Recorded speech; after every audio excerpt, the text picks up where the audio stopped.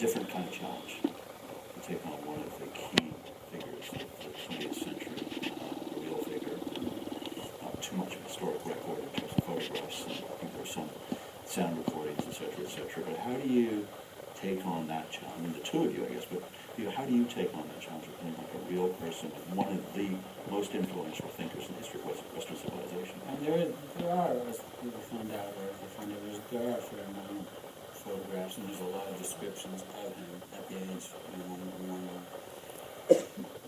removed, pre-World War I, the way he looked, he was more robust before he contracted cancer, and the image that we have of him is this thin, white-haired old man, but he was quite robust, before that.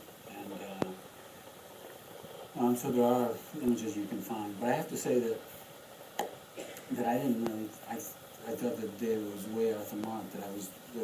He wasn't doing himself any favors by even considering him for the role. I happened to not be available the first time that he asked me. And then the actor that was going to play the part ended up not doing it, and he did another movie not long before they were going to start shooting. And he called me and said, look, I know that you're not, or he wrote me and said, I know that you may still not be available, but if you're interested, that's the parts of it.